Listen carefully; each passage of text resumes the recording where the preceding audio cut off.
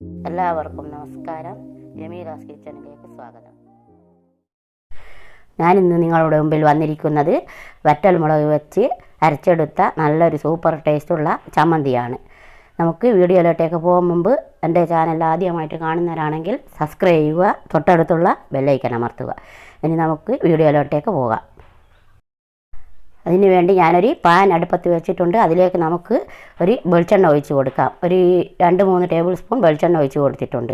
അതിലേക്ക് നമുക്ക് വറ്റൽമുളക് ഇട്ട് കൊടുക്കാം. ഞാൻ 10 വറ്റൽമുളകാണ് ഇട്ട് കൊടുത്തത്. ഇത് നല്ല എരിവുള്ള മുളകാണ്. കാശ്മീരി ചില്ലി ഉണ്ടെങ്കിൽ 5 കാശ്മീരി ചില്ലിയും 5 സാദാ മുളകും ഇട്ട് കൊടുത്താൽ മതി. ഭയങ്കര എരിവായിരിക്കും ഇത് മാത്രം ഇട്ട് കൊടുത്താൽ.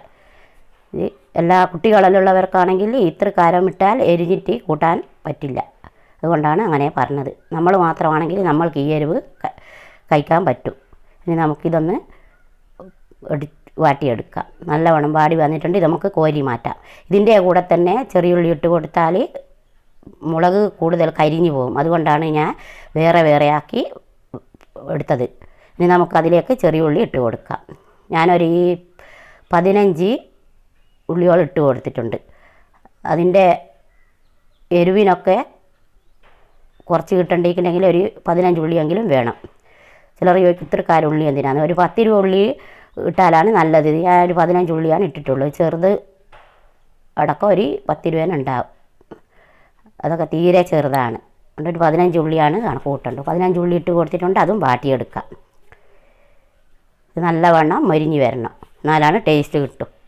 പണ്ടൊക്കെ ഈ മുളക് ചമ്മന്തി ഉണ്ടാക്കുക ഞങ്ങളിലൊക്കെ ചെറിയ നേരത്ത് മുളക് അടുപ്പിലിട്ട് ചുട്ടെടുത്തിട്ട് അരച്ച് ഇതിലേക്ക് നമുക്ക് പുളി ഇട്ട് കൊടുക്കാം. ഞാനത് പറയുമ്പോഴേക്കും പുളി ഇട്ട് കൊടുത്തിട്ടുണ്ട്. പുളിയും മുളകും ഒക്കെ അടുപ്പിലിട്ട് ചുട്ടെടുക്കും മുളക്. എന്നിട്ടാണ് പുളിയും മുളകും ഒക്കെ അരച്ചതിന് ശേഷമാണ് വെളിച്ചെണ്ണയിൽ വാട്ടിയിട്ട് പണ്ടൊക്കെ ഉമ്മയൊക്കെ ഉണ്ടാക്കുന്നത് കാണാറ്. മുളക് ചുട്ടി പിന്നെ പുളിയും എല്ലാം കൂടിയും അരച്ചെടുക്കും. എന്നിട്ട് അത് വെളിച്ചെണ്ണയെ പാർന്ന് വാട്ടിയെടുക്കും. എന്നിട്ട് കഴിക്കുന്നതാണ് ഞങ്ങൾ ചെറിയതൊക്കെ കാണാറ്. ഇപ്പം മുളക് ചുടുന്ന പരിപാടിയൊന്നും ഇല്ല. ഇപ്പം വെളിച്ചെണ്ണയിലാണ് വാട്ടി വയ്ക്കുന്നത്. ഈ പുളിയും നല്ലവണ്ണം വെളിച്ചെണ്ണയിൽ നിന്ന് റെഡിയായി വരണം, എന്നാലാണ് ടേസ്റ്റ് കിട്ടും.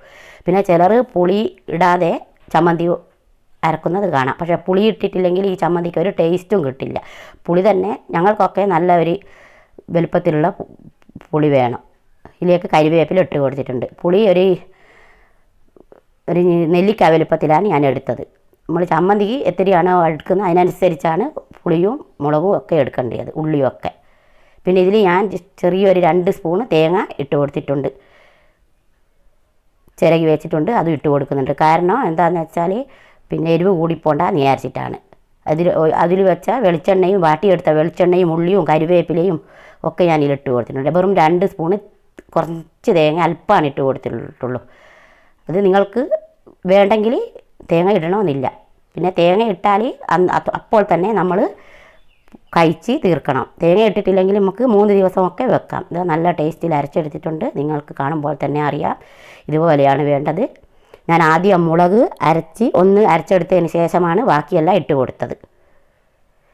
നല്ല സൂപ്പർ ടേസ്റ്റുള്ള ചമ്മന്തിയാണ്. ഒന്നായിട്ട് അരച്ചാൽ മുളക് അരയാതെ ആയി പോകുന്നതിന് ആദ്യം മുളക് അരച്ചെടുത്ത് അതിൻ്റെ ബേക്കിൽ നിന്നാണ് ബാക്കിയെല്ലാം ഇട്ട് കൊടുത്ത് അരച്ചത്. ആ വാട്ടിയെടുത്ത വെളിച്ചെണ്ണയും ഇതിലൊഴിച്ച് കൊടുത്തിട്ടുണ്ട്. നല്ലൊരു ടേസ്റ്റുള്ള ചമ്മന്തിയാണ് ഇത്. എല്ലാവർക്കും ഫ്രണ്ടുകൾക്കൊക്കെ ഷെയർ ചെയ്യുക, കമൻറ്റ് ചെയ്യുക, ലൈക്ക് ചെയ്യുക, സപ്പോർട്ട് ചെയ്യുക. ഇനി അടുത്തൊരു വീഡിയോയുമായി നമുക്ക് വീണ്ടും കാണാം. ബൈ.